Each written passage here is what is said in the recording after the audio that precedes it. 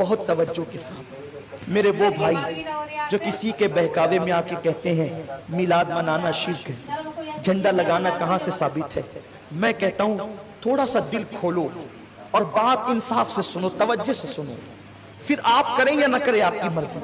جو نہیں کرتے ہم ان پہ زور نہیں دیتے، لا اکراہ فی الدین، لیکن جو کرتے ہیں میں کہتا ہوں انہیں منع مت کرو، مت اختلافی باتیں مت کرو، امت میں انتشار مت پھیلاؤ۔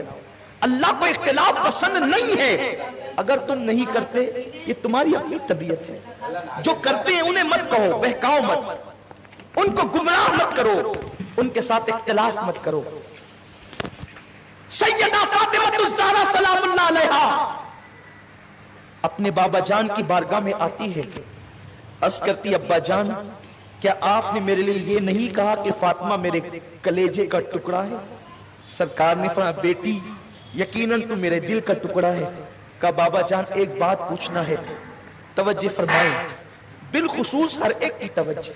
بابا جان ایک بات پوچھنا ہے کہ جب آپ معراج پر گئے تھے اور اللہ کے قرب میں پہنچے، حضور معراج پر گئے تو اتنے قریب ہوئے، اتنے قریب ہوئے، قرآن کہتا ہے ثم دنا فتدلی فکان قاب قوسین او ادنی، اتنے قریب ہوئے کہ قربتوں کی ساری حدیں ٹوٹ گئی، لیکن آئی ہے سیدہ فاطمہ، کہتی ہے بابا جو باتیں کی ہے نا ان میں سے مجھے ایک بات بتا دو، کوئی ایک ہی بتا دے۔ بعض روایتوں میں یوں کہا کہ حضور سے جو باتیں کی وہ مجھے بتائیں، تو آقا نے فرمایا بیٹی میں سب تو نہیں بتاتا لیکن ایک بات بتاتا، ایک بات صرف بتاتا ہوں بیٹی، ایک بات، سب نہیں ایک۔ وہ ایک کیا بتائی؟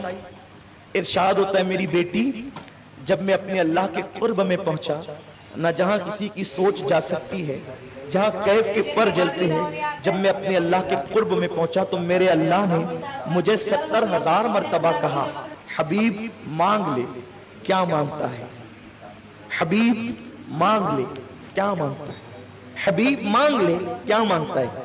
کتنی مرتبہ؟ 70,000 مرتبہ۔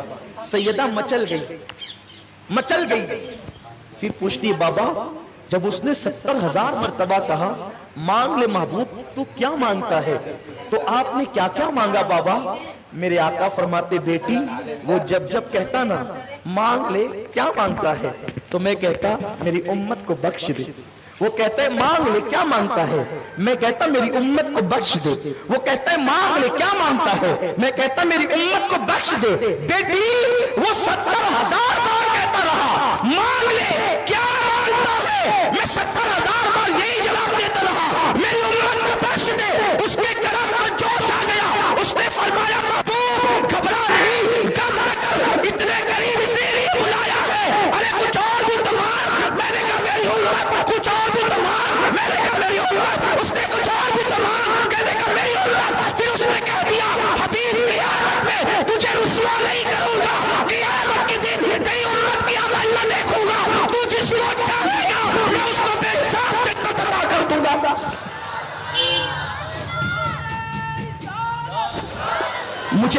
مجھے صرف ایک بات بتائیں، یہ حدیث حضور نے 70,000 بار امت مانگا، اس کو معمولی نہ سمجھے، خدا کو دیکھ کر مجھ جیسے پاپی کو نہیں بھولے۔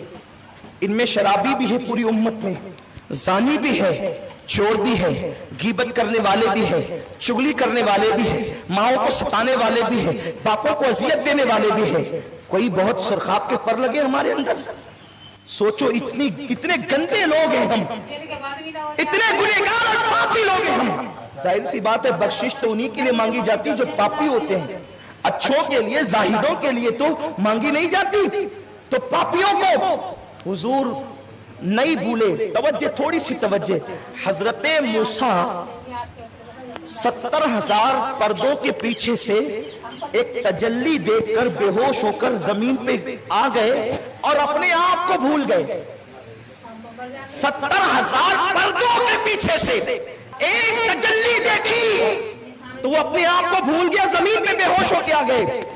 قربان، انسان سب سے زیادہ اپنے آپ سے محبت کرتا ہے نا، تو خدا کا جلوہ وہ ہے اگر 70,000 پردوں کے پیچھے سے موسیٰ جیسا دیکھ لے تو وہ اپنے آپ کو بھول جائے اور زمین پہ آ جائے بے ہوش ہو کر، لیکن میرا رسول اپنے آپ سے زیادہ ہم جیسے گنہگاروں سے محبت کرتے ہیں کہ خدا کو دیکھ رہے ہیں تب بھی ہم پاپی ان کو یاد ہیں، خدا کو دیکھ کر بھی وہ ہم کو نہیں بھولے۔ اے امت رسول، میں تم سے پوچھنا چاہتا ہوں، ہم میلاد کیوں نہ منائیں؟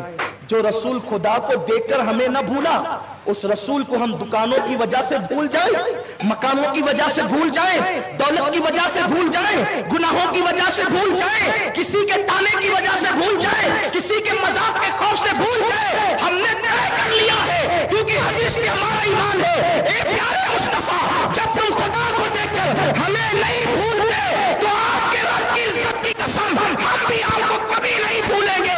ہم اپنے باپ کو یاد کریں یا نہ کریں، ہر سال میلاد النبی پر آپ کا جشن منا کر آپ کو یاد کریں گے، یاد کرائیں گے، تاکہ تاریخ ولادت کو نہ بھولے نسلیں۔ جشن میلاد نبی یوں ہی مناتے رہیے، جو نہ بھولا ہم غریبوں کو رضا، یاد اس کی اپنی عادت کیجیے۔ آپ مجھے بتائیں، جو خدا کو دیکھ کر نہیں بھولتا ہم اس رسول کو بھول جائیں؟ اور میں تو ان بھائیوں سے بھی کہتا ہوں، کسی کے بہکاوے میں آ کے کہتے ہیں کیا ملتا ہے میلاد سے، ہم کہتے ہیں اتنا بھی حق اس رسول کا نہیں جو ہندوستان کو آزاد کرائے۔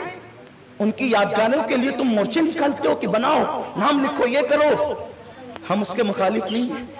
اور جو پوری امت کو جہنم سے آزاد کرائے، اس رسول کا حق ہی نہیں ہے، کچھ حق نہیں ہے۔